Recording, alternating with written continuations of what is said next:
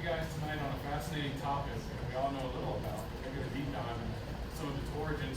I'd like to introduce Miss Mary Perrin, and I'd also like to introduce Miss Beverly Constantine Fuselier, who co-authored the book in the back of the room, which is for sale tonight, on the healing traditions of South Louisiana. So without further ado, if you don't mind, giving a round of applause for our guest.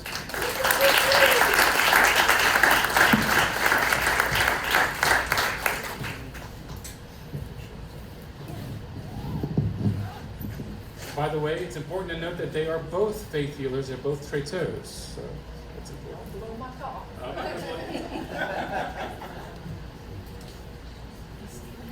So thank you for that kind introduction, and thank you all for being here. And I have to give a shout out to Eric for doing such wonderful publicity. I got a phone call a few days ago. I don't know if the lady's here, but she said, I'm from the Vermilion Parish Retired Teachers Association. And, well, wow, I'm so glad you're taking my call. You and Miss Fuselier are just the talk of the town. So a kind shout out to Eric. He's going to be the best president ever. He takes care of details constantly. And we take a lot of upkeep. So, as Eric said, I'm Mary Perrin, and my co-author is Beverly Fuselier, and we're both from Lafayette, and we're both Traiteurs, which he blew just a second ago. And we're also both Lafayette Parish Master Gardeners. And in that capacity, we tend the Healer's Garden, which is located at Vermilionville Folklife Park in Lafayette. And if you haven't been there, I recommend that you go. It's a very educational tour, but I also recommend that you go when it's cooler. It's all outdoors, everything. We are both traiteurs, and we have been traiteurs for a long, long time. And if anybody needs a treatment, we'll be outside, on our way out, you can just catch us and we'll treat you real quick, or at least we'll take your information and treat you a little bit later.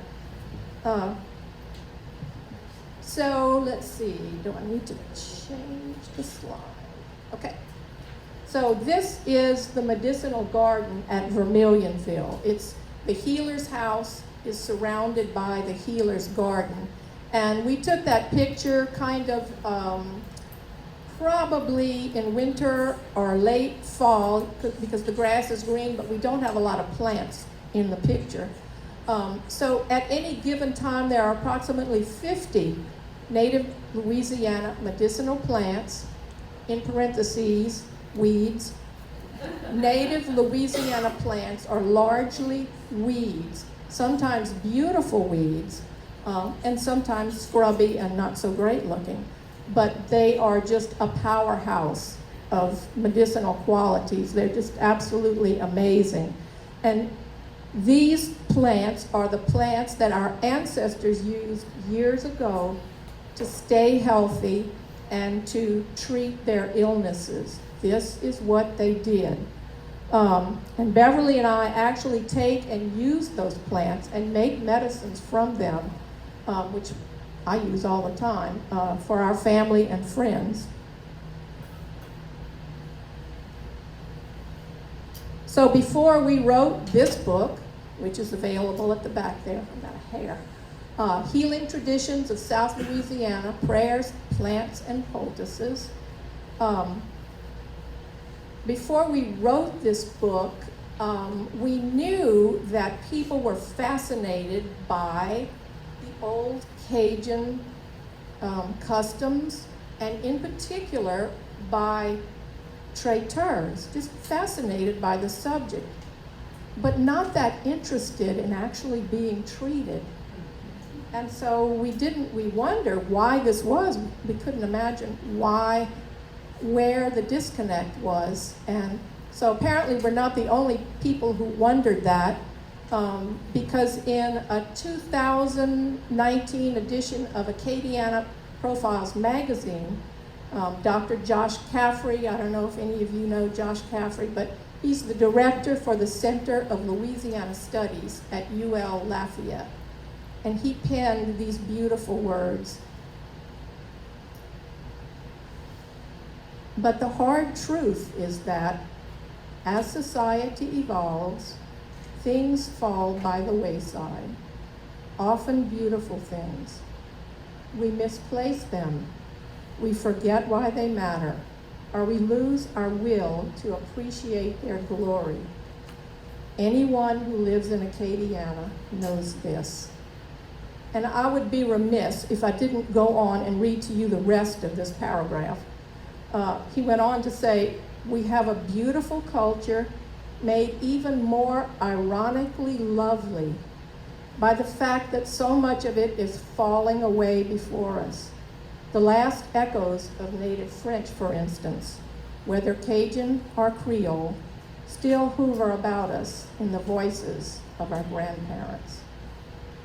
So today I'm going to talk about another thing that is on the brink of falling by the wayside in Acadiana, and that is folk healing. The ways our people, our not so distant ancestors, heal themselves, and the way that people have always healed themselves since the dawn of humanity. And in particular, about our own unique folk healers known as traiteurs. And if you want to know more, here's a little commercial. If you want to know more, you can learn about folk healing in other places, about the traiteurs here, and about the native Louisiana medicinal plants in our book, which is available for purchase after our talk. So Merriam-Webster defines folk healing as treatment of disease or injury based on tradition, especially oral tradition, so not science, oral tradition, and often utilizing native medicinal plants as remedies. So there was just no other way. I mean, most people had little access or no access, to pharmacies or little access to doctors. So it was just more practical for every little community, every little hamlet to have its own folk healers to possibly pray over the patient and administer medicinal tea that they made themselves from the native Louisiana plants growing right outside their door. Let's see. Okay. And by the way, medicinal plants are everywhere. I'm sure you recognize both of these. The little green plant on the right is very tiny. The leaves are about this big. So medicinal plants are always nearby. They are under your feet like the green plant. They are peeking out from under your house if it's up off the ground. It's growing in fields and ditches and scrubby places. And it's mixed in, did I say that? Mixed in with the grass in your yard. And also, in the cracks of the sidewalks. And that green plant grows abundantly at the medicinal garden. The cracks of the sidewalks are just a wonderland of medicinal plants. We could just take a handful, pull them up, or 2 handfuls, wash them, put them in boiling water, and you would have a tea that would lower your blood pressure. So Mother Nature is extremely generous. Just mull that over for a minute. She provided all of this for us, and what are we doing in return? Not a whole lot. Yes, we're poisoning them largely, often. And maybe you never thought about it, but in years gone by, nearly every community the world over had their folk healers. Nearly everyone was treated at least once in their life by a folk healer. Nearly everyone had been administered a probably bad tasting medicinal tea for a remedy, but bad tasting, but nevertheless effective for an illness. And these healers often provided the only treatment available to many people, especially people in rural areas. For example, the Appalachians and the Ozark Mountains had still have, their granny women. let's see, where am I? Oh, yes. So they call their folk healers granny women rather than traiteurs, and whereas traiteurs are largely a Catholic, French-speaking tradition, granny women are largely of Scotch-Irish descent and Protestant. And their practices are rooted in the Bible and Mother Nature. They use plants, charms, prayers, herbs, and a large dose of common sense, and even dirt, to ward off illness, but also, unlike traiteurs, but also to protect the home and ward off evil. They were respected elders in their communities. They worked as midwives and herbal healers, and they always knew which plant and which part of the plant, which is important to know. Was it the root? Was it the bark? Was it the pith that sometimes grows under the bark, like on an elderberry tree? Was it the leaf? Was it the seed? Was it the fruit? Was it the flowers? Some parts are medicinal, some parts aren't, and some parts might even be poisonous. So they were very knowledgeable herbalists, and they always knew what was the best thing for whatever illness presented itself. And of course, as midwives, they knew all about birthing babies. Childbirth was a dangerous time in the life of a woman, and the granny woman was there to ensure the safety of both the mother and the baby. These healers sometimes used what they called special words when healing their patients. They weren't spells, or they weren't charms, or they weren't prayers. They were just odd little sayings, just a group of words. And they were usually spoken 3 times. Remember that. The number 3 is I guess you could call it the magical number of healing and wholeness in folk healing circles. I don't know why that is. I've tried to find out, but I've never been satisfied with finding a good explanation for it. But it's the world over, 3 is the magic number. And if you are whole, you are well. So granny women were known for having extraordinary gifts, and blowing away pain was one of them. And the special words that a granny woman might use to blow away the pain of a burn are, "Burn, I blow on thee." So that's just a little saying. It sounds like a prayer, but if you think about it, it's not a prayer. "Burn, I blow on thee," and after each of 3 repetitions, she would blow on the person 3 times in one breath. So it went something like this: "Burn, I blow on thee. Burn, I blow on thee. Burn, I blow on thee." And the pain often went away immediately. And as you can see, it's not a prayer, it's just words, and this wasn't looked on as odd or strange because the locals trusted their grannies. And as in most folk healing traditions, granny women were not above using a little white magic, one of my favorite topics. For example, and they work. The granny woman would put an axe or a hatchet or a knife, and maybe you've heard of this because traiteurs used to do it too, underneath the mattress of a woman in labor to symbolically cut the pain of labor. And if the weather permitted, they would also raise all the windows in the room where the woman was in labor to symbolically open up the birth canal for an easier delivery. And if you're a woman, you can think about that, and you know that it works, right? I mean, it might not take your pain away completely, but you know innately that that would be helpful. And heaven help us if we had to do that today, because we can't raise any of our windows. They're all painted shut.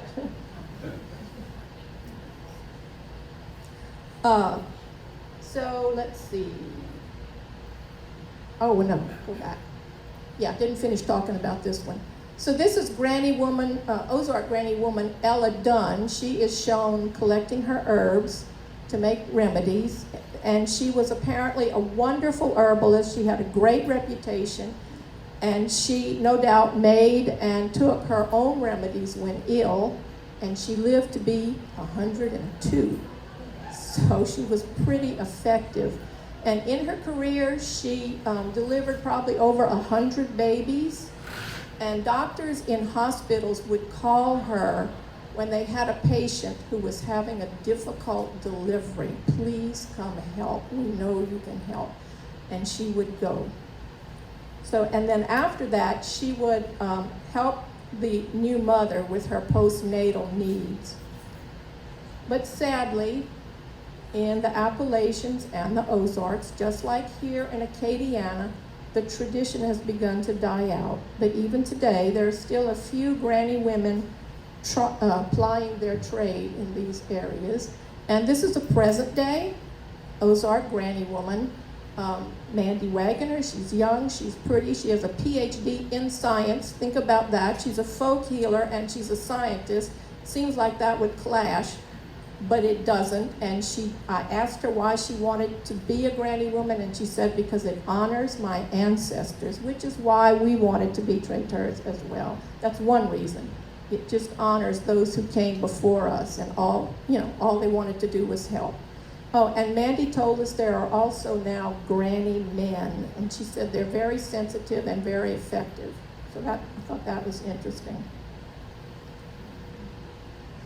Okay, so this is San Simon, because Guatemala has its healing cult of San Simon. I took this picture in San Andreas, Guatemala, in a shrine of San Simon. In Guatemala, there is the Mayan healing tradition of San Simon, also known as Brother Simon, Judas Simon, and in the Mayan language, Maximon. And this cult is the most fascinating blend you've ever heard of the ancient indigenous Mayan religion and Roman Catholicism. So that's really strange. And this saint is actually a pre-Columbian Mayan deity who is accepted by the Catholic Church as a saint. Wrap your mind around that.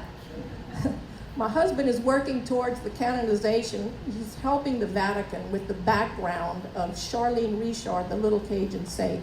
And I know that the research is intense.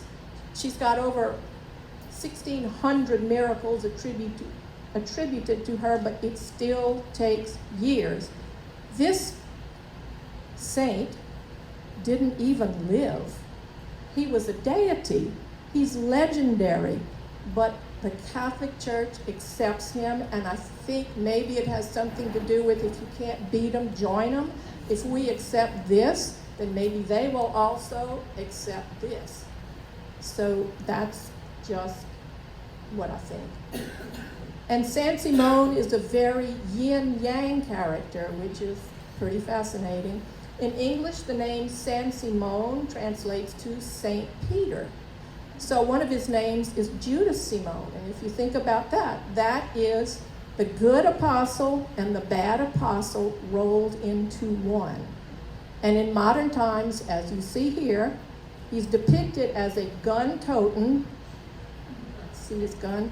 A gun-toting, cigar-smoking, cowboy hat, boot, and belt-wearing, drunken womanizer of a saint, but one who will heal you.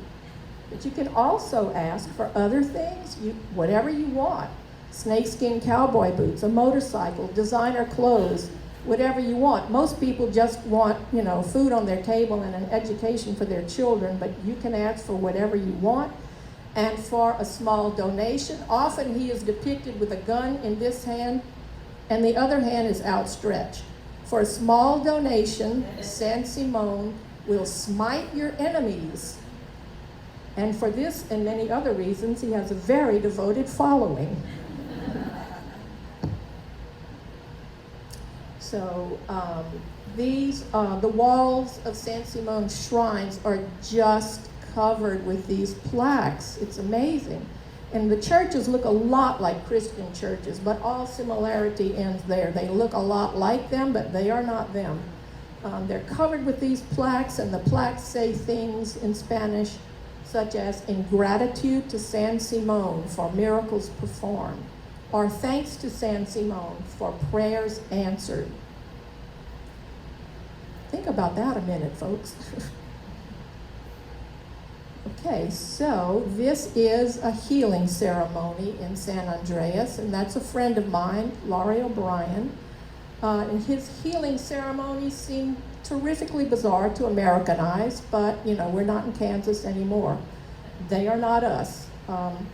So they involve being sprayed with a shaken up can of beer, popped and sprayed on you, and shaken up again and sprayed on you and sprayed on you, and then the healer who you see there, the spirit guide, will take a sip of San Simon's favorite alcoholic beverage, because we know he's a drunken saint, and it's a fermented cactus juice alcohol, and she will spray it on you, and she will take way too many sips and do that. And then after you're fairly evenly damp all over, she will stretch up your hand, and she has a bouquet in her hands. You can't see it very well in the picture, or maybe my computer is not showing it. Yeah. It's a bouquet of fir branches, and she beats you with it from the tips of your fingers to the bottoms of your feet, even like lifting up your foot and beating underneath your shoes with it. And then your healing ceremony is over, and you must walk off the altar, which is up high. You must walk off the altar facing San Simon, because you never turn your back on a man with a gun. And they all do it. So when in Rome, do as the Romans do. And I did this. You just can't go and not do it. It's just too fascinating. So now we come to our healers, the Traiteurs. This is Alan Seymour. He's from Maurice. He's an amazing speaker. Eric, if you ever need an amazing speaker, he's a Traiteur too. And he is shown healing, doing a kind of a demonstration at one of our talks there. So, who are the Traiteurs of South Louisiana, and what do they do? How do they treat? So, as I said, the name for our healers is Traiteur, but it's Traiteur if it's a man, it's Traiteuse if it's a woman. In French, nouns are either masculine or feminine, usually having nothing to do with the noun, but in the case of actual masculine and feminine beings, they have it makes sense with them. So, let's see, where am I? Yeah, and both words come from the French word traiter, which means to treat. So we're treaters. So how many, just curious, I forgot to do this earlier, how many of you have never heard of a traiteur? Whoa, oh, one. I was getting ready to say this is the first time. Usually there's a sprinkling. In South Louisiana, it's so much fun to talk to people about this because most people know what it is. So I'm going to tell you back there exactly what they do, and the rest of you too. So this tradition apparently came down with the Acadians from Acadie, or Acadia, where they were called guérisseurs, and that simply means healers. Healers up there, treaters down here. It's the same thing. When they got down to Louisiana, their tradition mixed with that of the French-speaking Native Americans, because they had been converted in South Louisiana to Catholicism from the Jesuit priests of France, who taught them to speak French, and they learned. And also they mixed with the black slaves, who were also French speakers, because they came to Louisiana via Haiti, or Saint-Domingue, which is what it was called then, with their French, the plantation owners. So they all spoke French, they blended together and became known as one term, traiteurs, and the term guérisseurs just dropped by the wayside. So traiteurs heal by saying simple healing prayers, kept secret, whispered in French over the patient, and repeated how many times? 3 times. We're all so connected. Often the traiteur might lay his hands on the patient. He's laying his hand on the woman's head. And in slide number 1, it was just a slide of somebody's hands. Mr. Luce Obey from Kaplan, that's who that was, had his hands on a patient's shoulders. And it's an unexplainable phenomenon, but many traiteurs, not all, their hands will warm up inexplicably when they treat. And it's very comforting. Human touch of any kind is very comforting, unless it's violent. But good healing touch is just amazing. So let's see. Here's my cardon. Oh, no, let's see. It's in the plastic box. In the plastic box. No, the big plastic box with the books in it. Well, it doesn't matter. Oh, it's in the Yeah. back. Oh, did you find a string attached to that? Yeah. It's still there? Here we go. How about that? You had it. You just This is my audio visual of today. So, I told you about the white magic of the granny women. Well, traiteurs use just as much, maybe more white magic. Maybe you never thought of it as white magic, but that's what it's considered. So, traiteurs sometimes use something called a cordon. And they tie a knot. They tie several knots in it. The number of knots corresponds to the ailment. It might be 3 knots for a sprained ankle. It might be 7 knots for colic that a baby is afflicted with. And they say a prayer, a special prayer for that affliction on each knot. And then suppose it's a person with a sprained ankle, tie the cordon around the person's ankle and tell them to just forget about it, pull their socks up over it or whatever.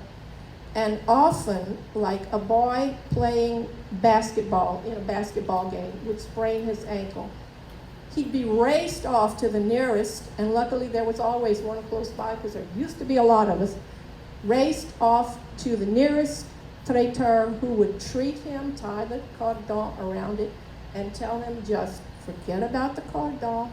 And sometimes by the time they walked to their car, they were pain-free. They might still be swollen up like a little piggy, as one man told me. My ankle looked like a little piggy, but it was pain-free, and he could play on it. But the game was over, but he had to play the next morning because it was a tournament. So the next morning, he got up, and you know how long it takes to heal a sprained ankle, right? Weeks. And I heard this same story from 2 different people twice. They just jumped right back in the game, and it was good. So, in days gone by, the traiteur might also have prescribed and made up a simple plant remedy, but this is sadly done anymore. So this painting is on the cover of our book, graciously lent to us by the George Rodrigue Foundation. George Rodrigue was a Louisiana painter. He's been deceased about, 8 years now. And the name of the painting is Doc Moses, Cajun Traiteur.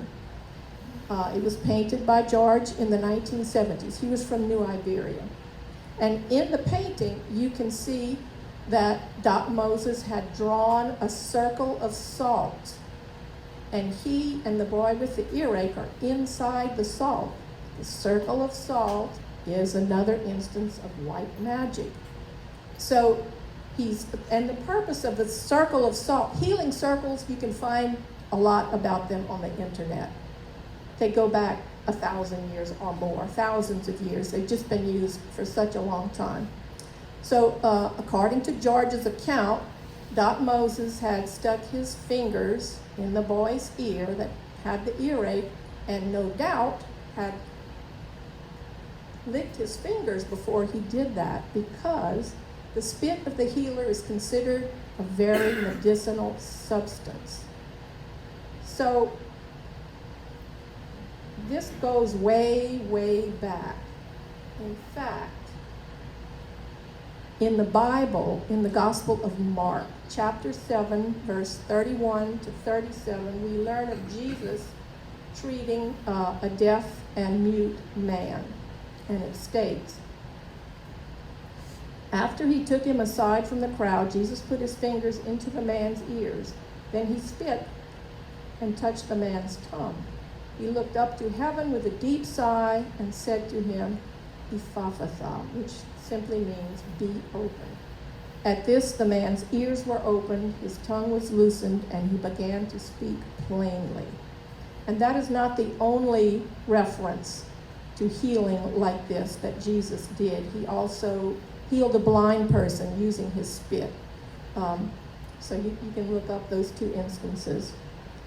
So, Doc Moses was no Jesus, but definitely there was some similarities there in their treatments. And Jesus, no doubt, learned his methods. He didn't get his power from this, but he learned his methods by healers that he saw in all the little villages all around him. He learned by watching and by speaking to other people. It's an oral tradition. So he learned just the same way that we learn. And although Jesus' healings were extraordinary, his methods were handed down from previous generations, just like ours. And who knows how far back in history it goes. And it's just plain exhilarating to know that healers today use some of the same methods that Jesus did 2,000 years ago. So now we're kind of winding down, and it'll be Beverly in a minute. Traiteurs have specialties. Some treat only heat-related problems, such as fever, burns, or sunstroke. They treat joint-related problems, such as sprained ankles and arthritis. They treat warts. This was the most useful, or the most used, repeated treatment of all time and all places. Apparently, warts were a big problem a long time ago. Bleeding, such as from a bad injury or from a nosebleed, and these healings can sometimes be extremely dramatic and dependable. And some traiteurs treat everything, and they are called what I call general practitioner traiteurs. Often the gift of healing is passed down through members of a family, say from a grandmother to a granddaughter or a grandson.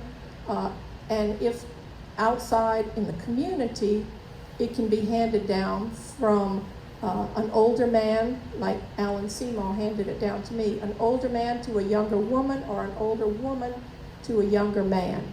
So in the first case, the sex doesn't matter in the family, but the age matters.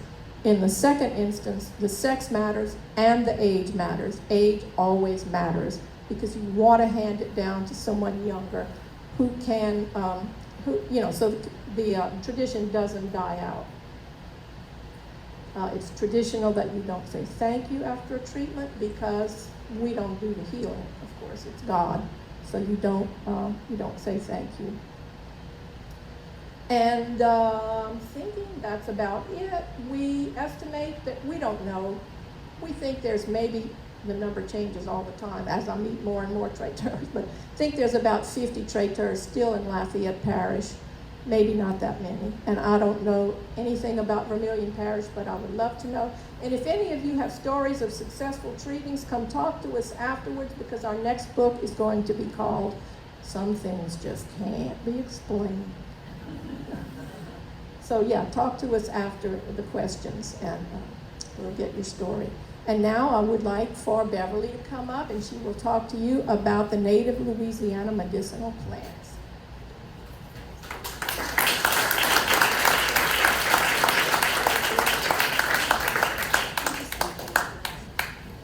Mary's going to do a commercial while we get ourselves all set up. Yeah, we always have to get our technology set up. So the commercial is just go in the back, Get your wallet out and buy a book from us. We are just having amazing success with this book. Beverly got a call from Fuselier Books in Lafayette telling her to please bring every book she had, and she had 56 books and they took all of them. So we're thrilled. Today.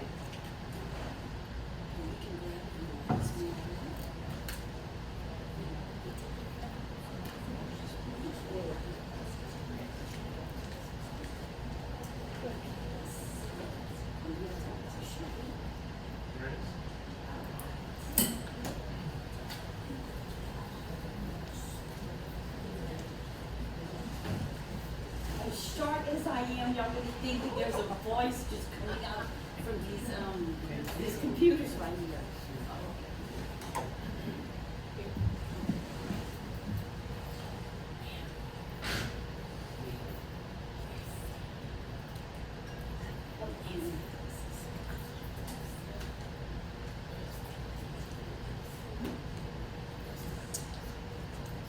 Okay, good evening, everybody. Thanks so much for coming.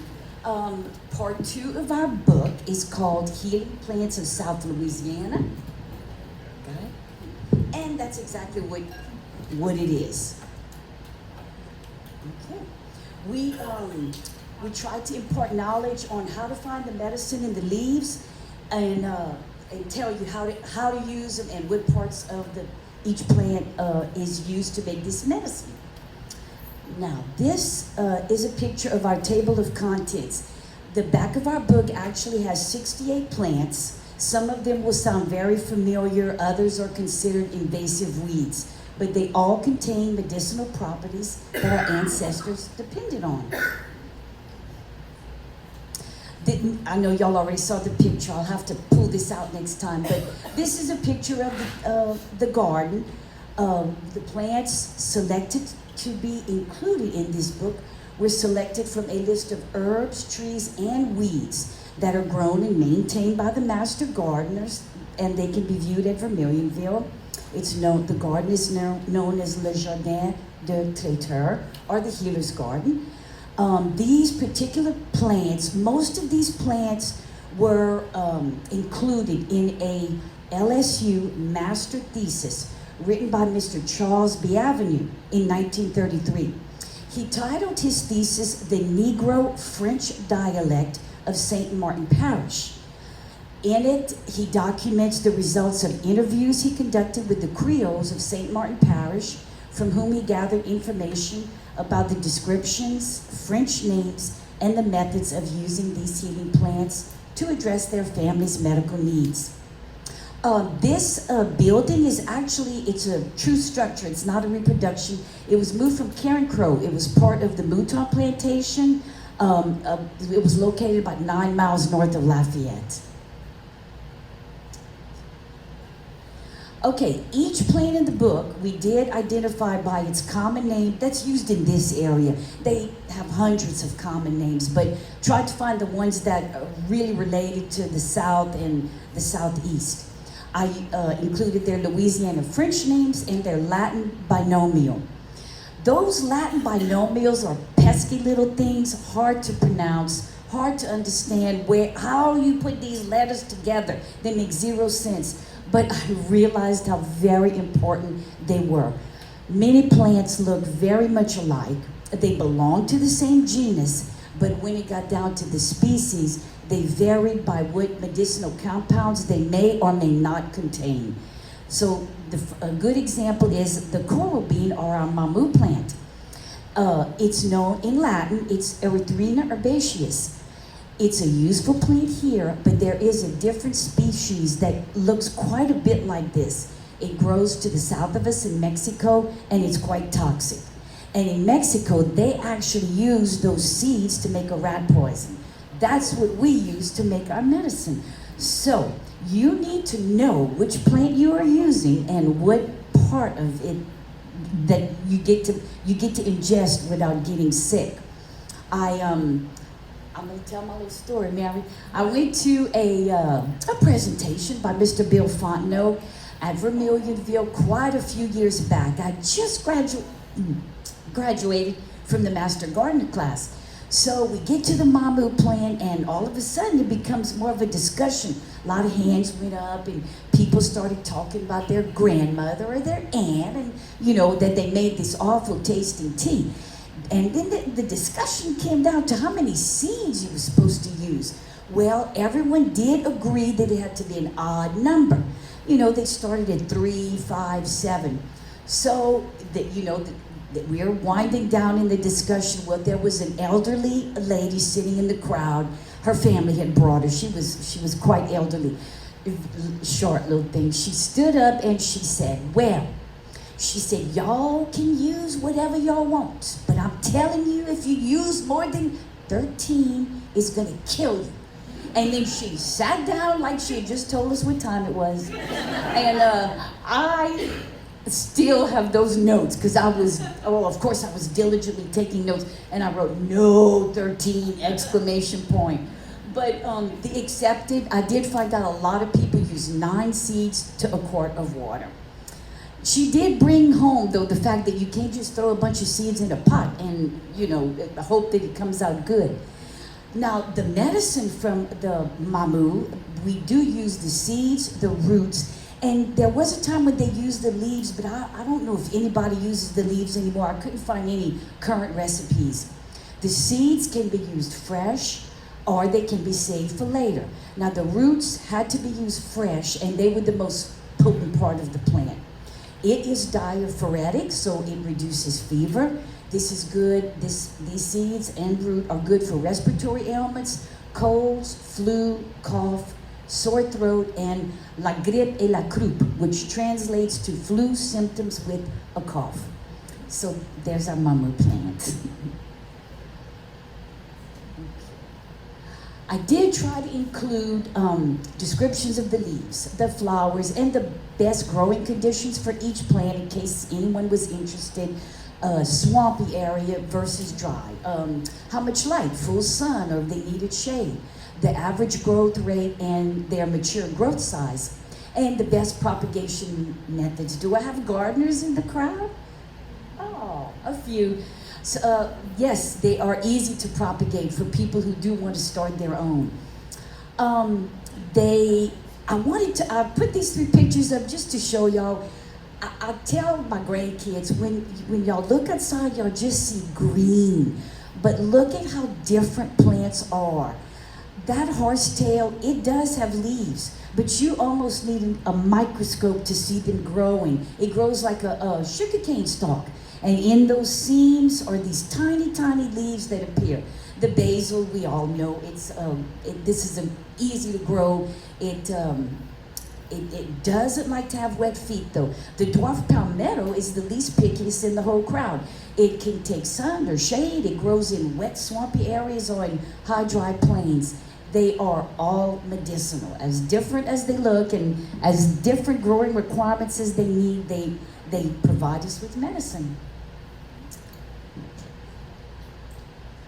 Now, not every plant has medicine in all of its parts, but as a collective group, you can find medicine in the leaves, the stems, the pith, the flowers, the fruit, the roots, and the bark. And I made this little chart just so y'all could get an idea of how to get this medicine out of these leaves and use it. Decoction. This is so simple. You boil or simmer larger plant parts. In other words, you don't have to take the leaves off and just use the leaves. Like the Monglier tea, you can just take a small stem and throw the whole darn thing in there with the bark still on, the leaves on, and you boil that. A tincture is made by soaking plant parts in alcohol or vinegar. It's recommended to use either 90-proof vodka or Everclear. This one takes the longest. You have to let that simmer soak for 4 to 6 weeks, depending on your recipe. And a tablespoon is enough, but I have had several gentlemen approach me and say, oh no, you need a coffee cup every day of that. Now an infusion, that's just soaking those plant parts in either hot or cold water. The tea, we know, we use our leaves and use that in hot water. A poultice. Now a poultice can be The leaves just by themselves, and it's good, macerate them, get those oils flowing, and use olive oil. And that, since they're so pliable, leaves can be put on swollen joints, or for inflammation, or on wounds. Poultices include also putting leaves. They did in the olden days lard. While the lard was still hot, they would get those plant parts in there, let that cool down, and then they had their own salve. Also soaking, putting a cloth in some tea, and then applying that cloth around the wound. The Native Americans, a lot of their recipes, they actually ended up drying them, powdering them, and then they could be sprinkled, but they did have deep wounds often, and they had snake bites. And I found that they had used a lot of these the better medicines for snake bites as a powder. But all of these are poultices. This is like when your mama spread that Vicks salve all over your chest and threw a hot towel on. That's a poultice. So that's one of the ways that we use our plants. Okay, well, I'll talk about a few of the plants. There's 68 in the book, but I'll go in depth about a couple of them. Now, the two most commonly used parts of the plant are the leaves and the roots. However, the bitter melon is one that actually uses its fruit. The medicine is contained in the fruit. It's a fast-growing vine. It produces these warty cucumbers, and then they're going to turn to that bright orange that you see in the picture on the left. And it opens up, and those are the seeds. And it does get its name from the very bitter taste of that fruit exterior. Now, the medicine received from this plant, the Creoles of St. Martin Parish used it soaked in whiskey, and then they administered it to treat cramps. They also applied it externally, the fruit part, on cuts and burns. They used it in the tea to treat measles, get rid of worms, and to treat diabetes. Remember the diabetes. Now, modern research has concluded that bitter melon is high in antioxidant properties, it's astringent and anti-diabetic, and it shows hypolipidemic activity. And all this means is that it's showing real promise for treating diabetes, or at least delaying its later complications. Clinical trials have confirmed that it has the capability to reduce the amount of sugar in the blood. I am so hoping this plant becomes a hero for all the people. I know so many people that suffer from diabetes. But I just need to make this point. I'll only make it one time because it comes up again and again. They knew what to do. Without the scientific and modern research that we can perform now and the results we can obtain from that, those Native Americans had no way to study, but they knew what to do. And they used it correctly. So, how lucky for them.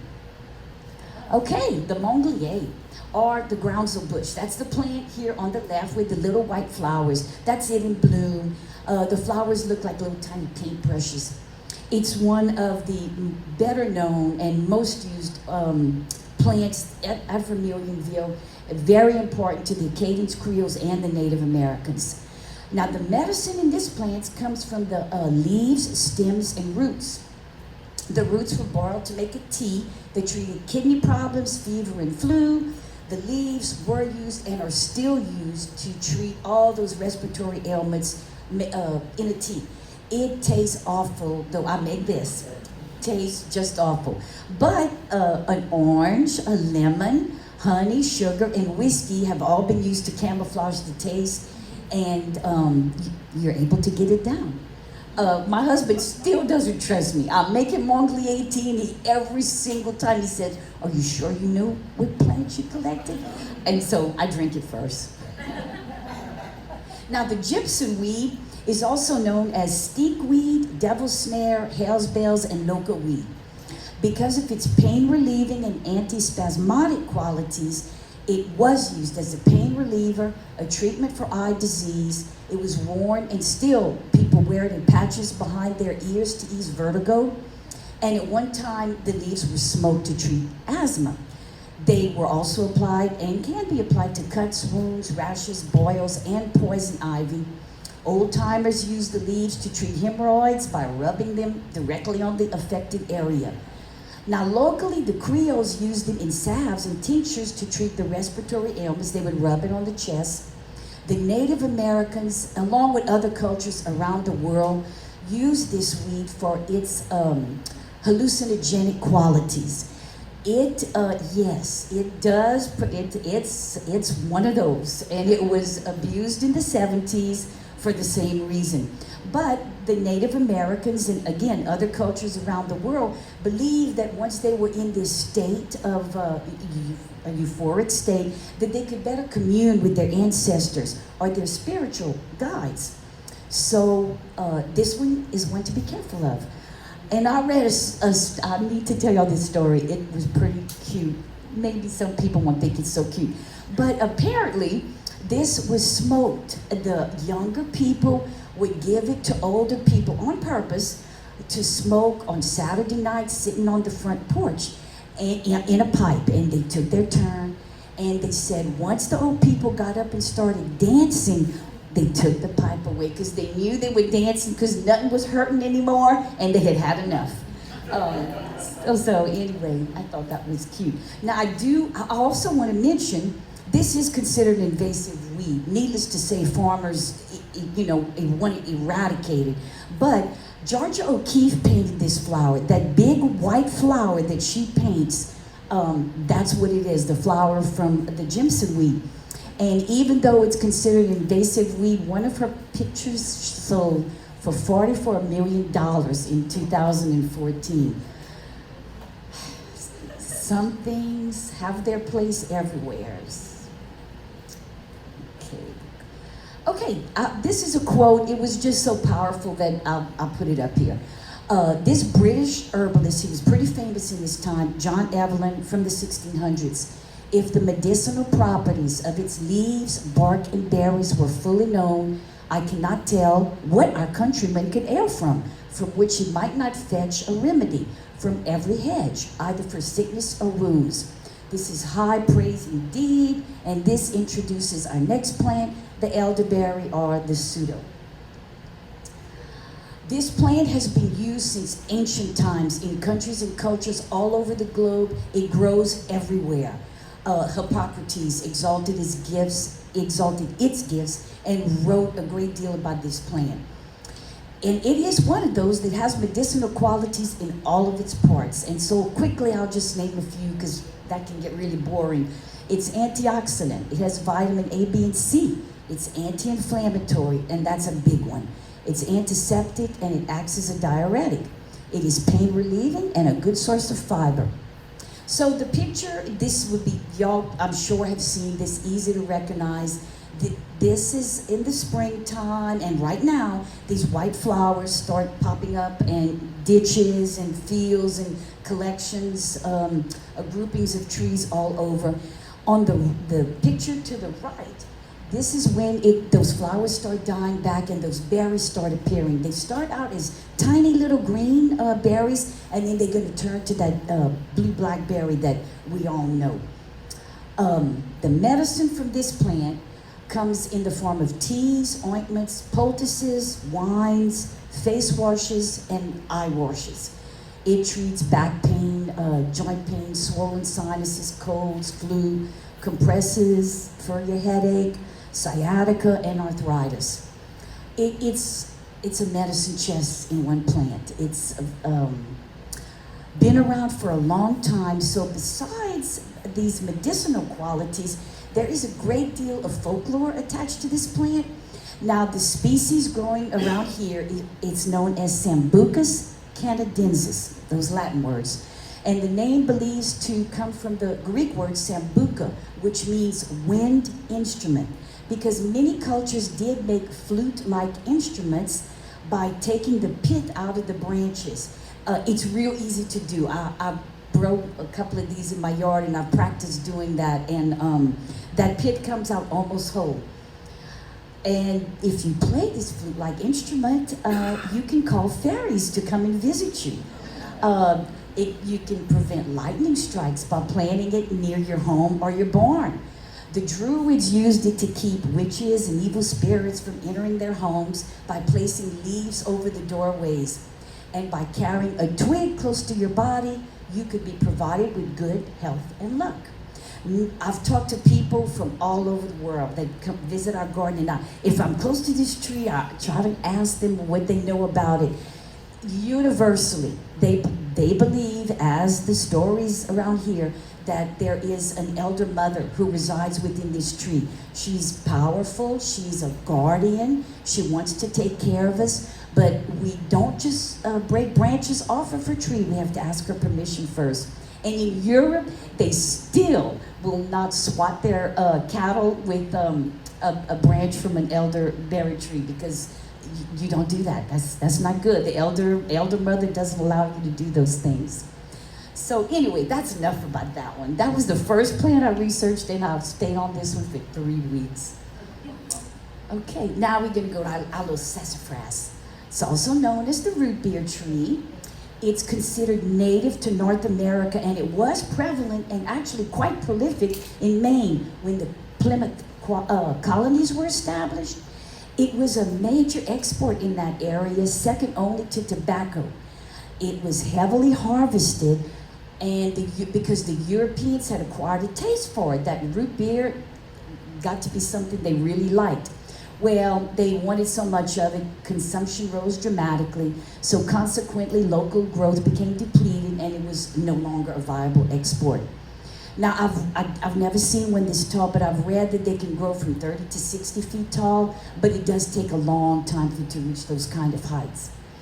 Now, this tree is very distinct, and there are not many of them that even grow on the planet, but it has 3 leaf patterns on it at the same time. The word for this is called heterophyly. The 3 leaf patterns on the sassafras tree are lobed. And I'm gonna try, there's a lobe one, it's oval. And then we got the bilobed, hope that's normal. It looks like a mitten. And then trilobed, it's 3-pronged.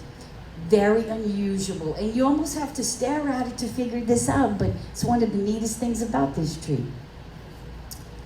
And it does produce these tiny yellow flowers. You would never see them. They're under the leaves. My tree is 3 years old, and I haven't seen flowers yet, and I've heard it could take about 5 years for it to flower. But that's what they look like when they're all blown up. Okay, so surprising about this tree.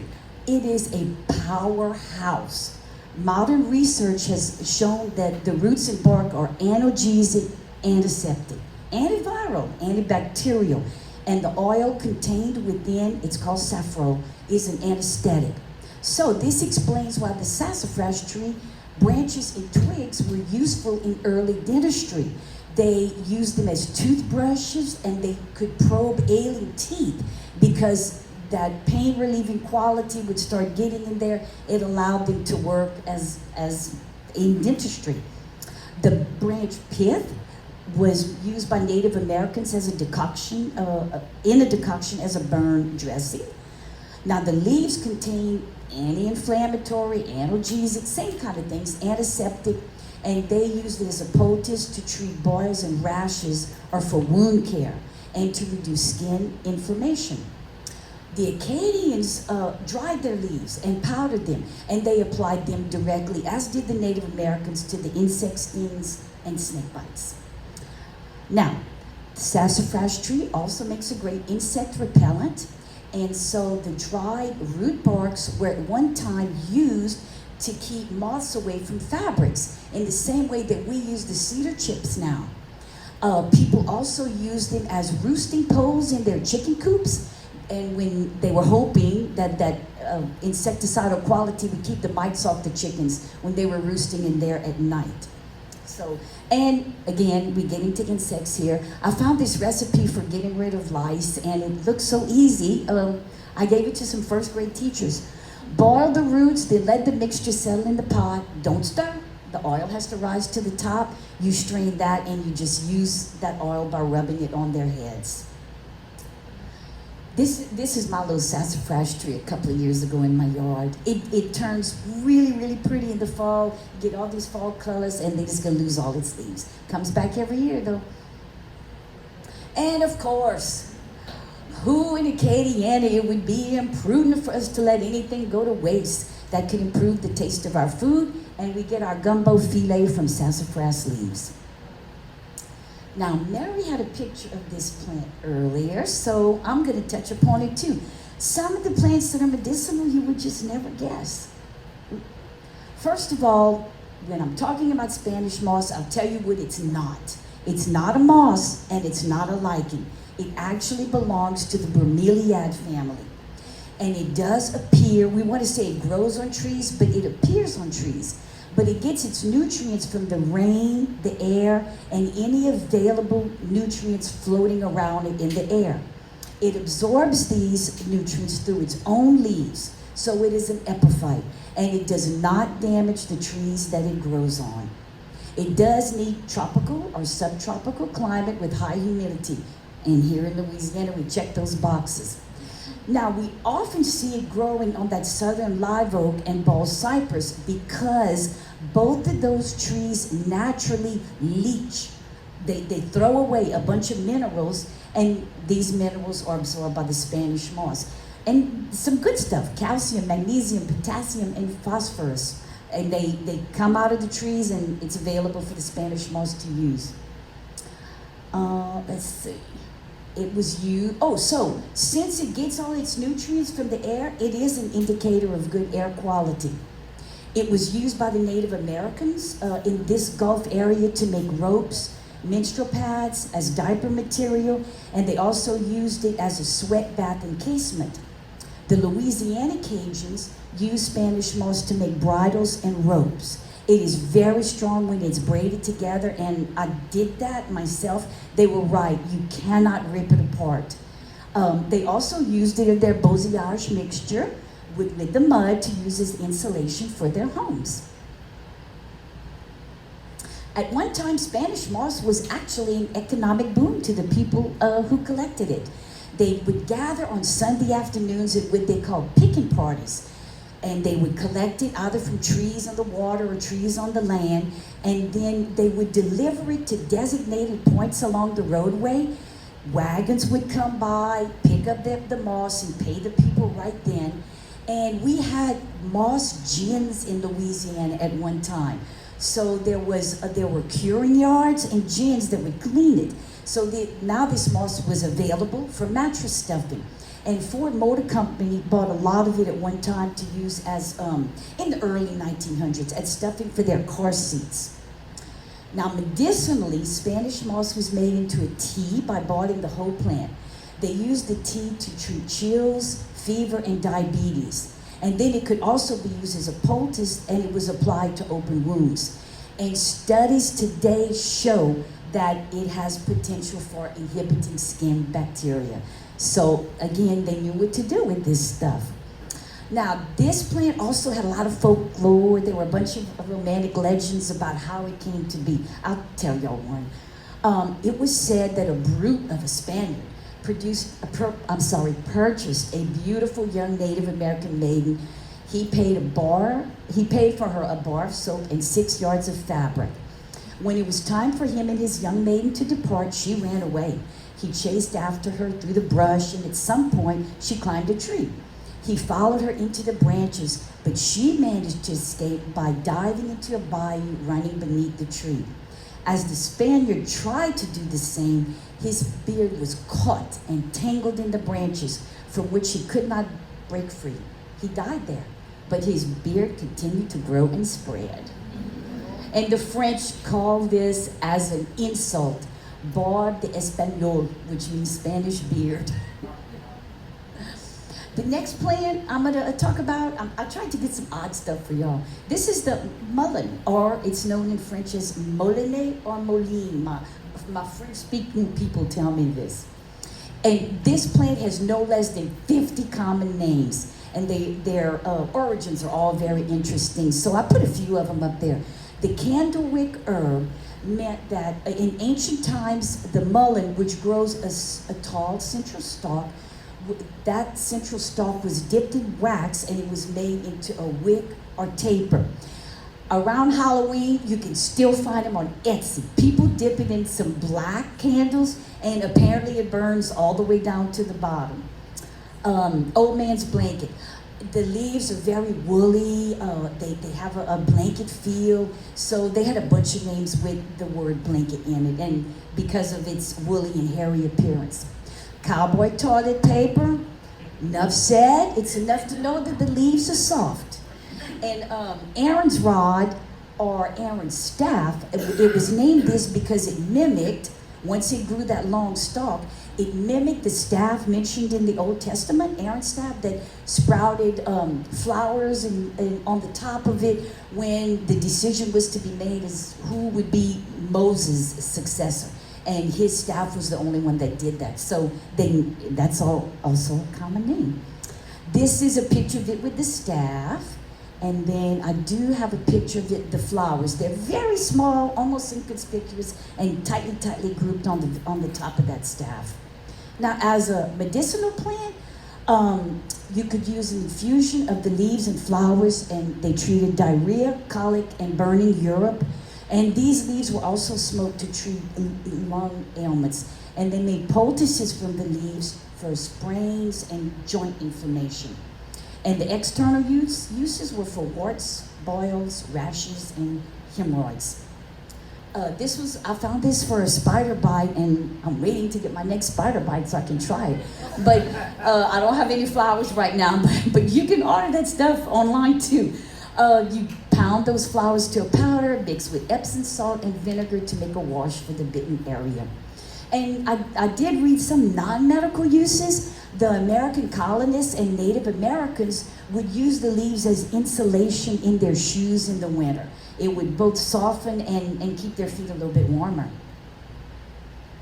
Okay, next plant. Oh, this is the chase tree, or the vitex tree.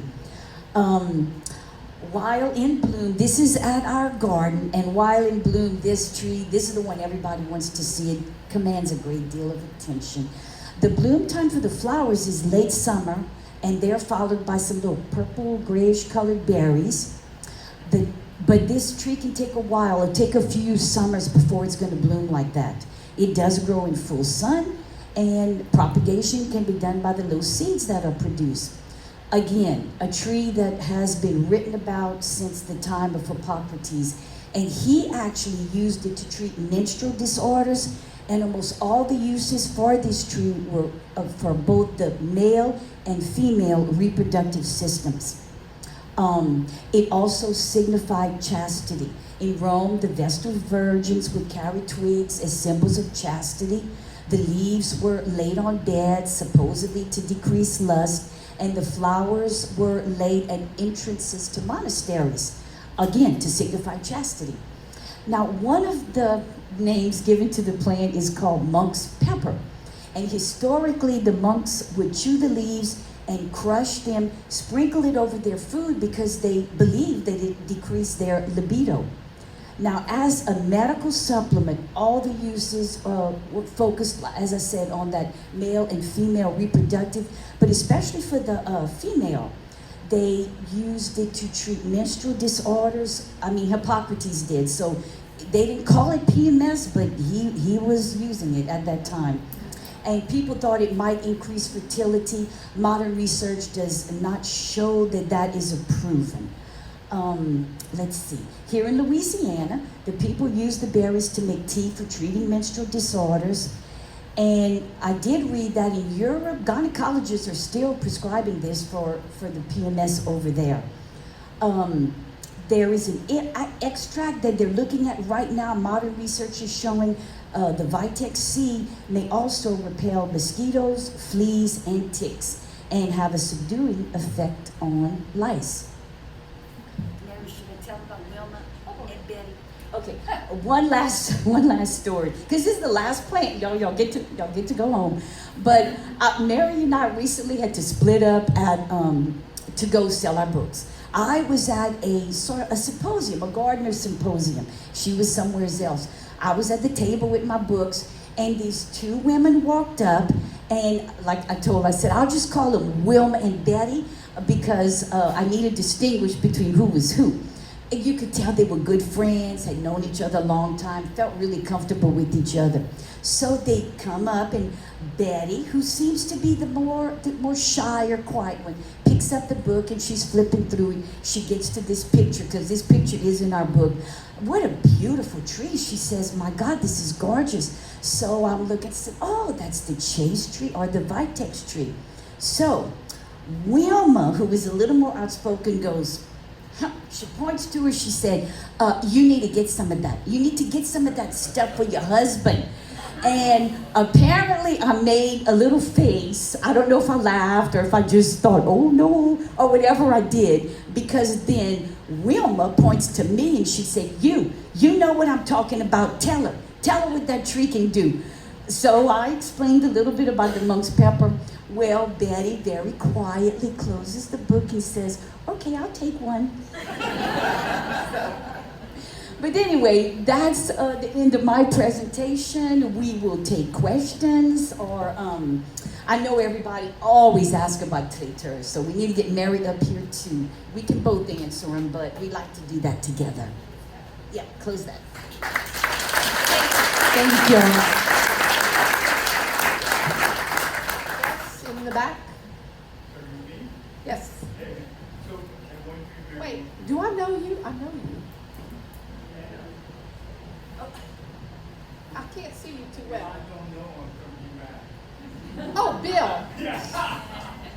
Okay. Okay, now we got it. Just a quick question. You talked about the three. Is there We anything? talked about the three, the number three, right? Number three and how. Yeah. Two. I just immediately went to Holy Trinity, and that seems to be a global thing too. Is that more what you found? Yes, of course, it always talks about the Holy Trinity and three persons in one God. So here's the symbol of wholeness, and then here's the individual parts. Yeah, I did find that, but it's useful in folk healing in places where people aren't even Christian and don't have the Trinity. So it doesn't answer all my questions. No, but Savannah had a bunch at the beginning because Mary talks about Acadians coming down, and I thought, well, wait a minute, we don't have the same plants down here that they had in Acadia. Some of them were similar. But when yes. you look at all those plants, and so now you explain that with Creoles and Native Americans at some point, they kind of, I guess that's took a while. But to limit my question. Why don't, stand up, Bill, so I can hear you a little better. Oh, God, I've never been accused of being quiet. That's the truth. Ouch. Don't, I didn't lose it, wait.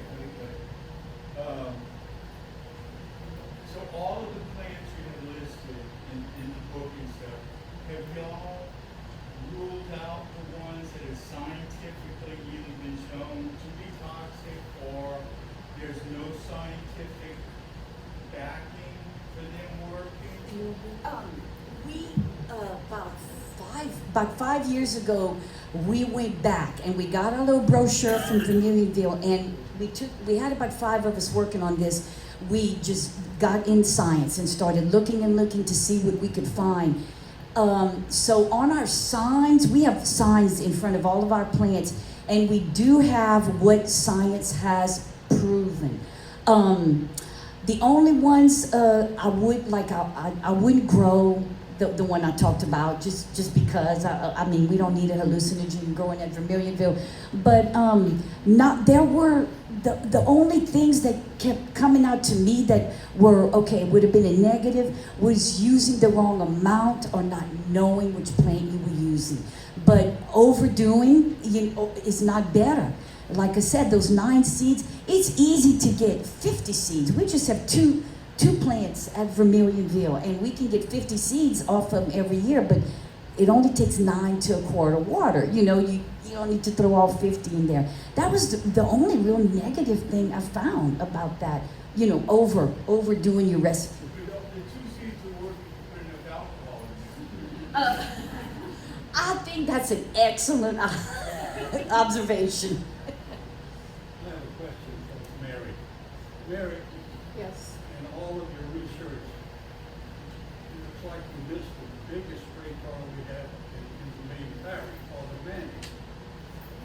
Is he actually a traitor or is he just a healer? Yeah. The healing priest. Right. I don't know. I guess I could include it, but his tradition is completely different from, you know, the ones that we've talked about. But yes, he's the healing But I mean, priest. it comes across a lot of the things that you discussed here today. I've been to his healing sessions, and if you have a serious illness, you're going to fall in. Oh, I've been to him too. Yeah. I brought the case of a friend who had stage 4 cancer. She couldn't get to him herself, so I went for her. But we also have Father Calais in Lafayette, and he's 96 years old. He's been a priest everywhere, so you might have had him or heard of him. He is an actual traiteur. Because usually I see on media, I'm sure on purpose, one plant that would make traiteurs out of business because it may not have any medicinal purposes, although I think it does. But if you use it, I promise you, if you don't get a cure, you don't care. Oh, well, you can't stop there. Come on, what is it? What plant is that, mister? Yes. You're not going to tell us. They ask you, how long is your training as a traitor ongoing forever and ever? Oh, gosh, Every yes. day? We belong to, How long does it take to get the basics? oh, you can get the basics in one day. The prayers are very short, very simple, but it's like being a master gardener. That name is just a joke. You are never a master gardener. You can never know it all. It's the same thing with being a traiteur. You can get the prayers passed on to you. That's the easy part, but getting to where being a traiteur is a second skin and you're comfortable with it and you're confident in the powers of the prayers and that this will heal takes a while. It takes 10 years maybe. I mean, everybody's different. We had a traiteur speak at Vermilionville. He was 32 years old. He packed the house. Whenever we have traiteurs come, 170 people were packed into the performance center of Vermilionville, which is big, but 170 packed it. And he was 32, but he was 11 years old when it was passed on to him from his grandmother. And he was just a natural healer. Some people are just born natural healers. I don't know if it has to do with birth order, or your grandmother died before you were born, or who was a traiteur and then it just passed instantly to you. There's just all kinds of different ways, but yeah, you keep learning what works and what doesn't work your whole life. And some people think that when you pass it on, your powers are gone. I don't believe that. And it's a good thing because I've already passed it on twice and I wouldn't be a traiteur anymore and I'm still learning. So yeah, it takes a long time. Diana? You know how we got okra here? I mean, no, I'm sorry, filet here. How we got it here? How we It got it here? Oh, I would say. okay. Well, The black slaves from Africa loved their filet, and they would put the seeds of the plant grated in their hair. And when they got here, they took it out of home. that's amazing. Did you all hear that? This was how okra got here. The black slaves from Africa, when they were put on those miserable slave ships, they loved okra and it grew in their gardens. And so they would keep the seeds and they would braid the seeds in their hair.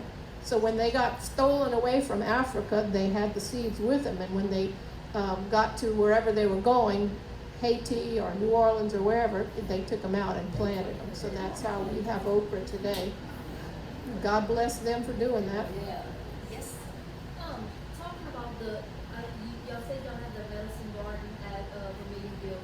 Do y'all do seminars on how to use the plants and things like that? She wants to know if we do seminars at Vermilionville on how to use the plants. We have a speaker series. We have it 4 times a year, and we have herbalists and traiteurs and people who make body products, lotions and salves and kind of cosmetic kind of things with the medicinal plants. Yeah, and before COVID, we worked in the kitchen at Vermilionville. And we would put it in the newsletter, the Vermilionville newsletter, and we would make a few up there.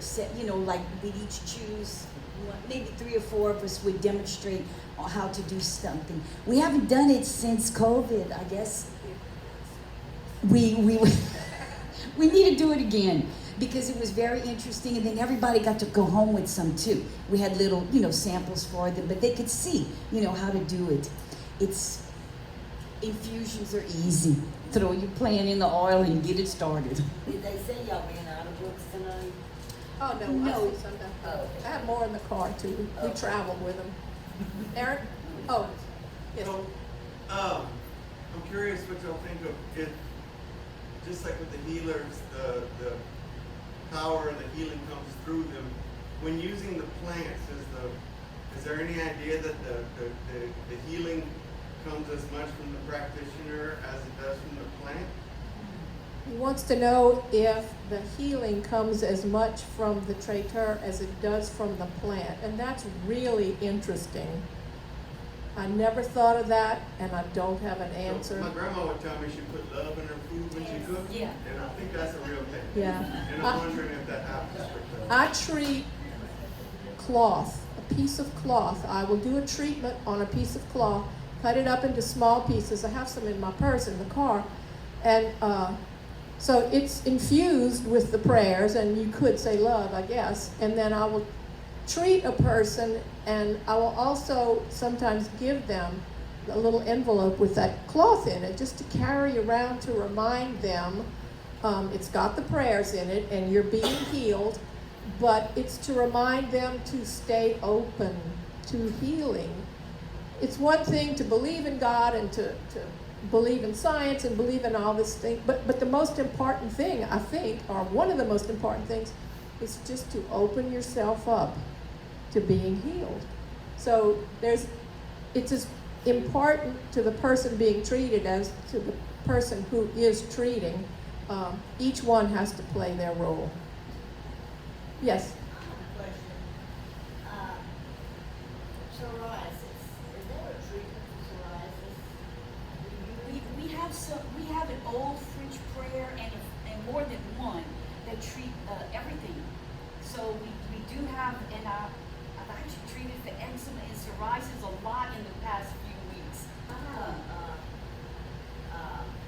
In 13-year-olds with psoriasis, really bad. Very conscious about it. Very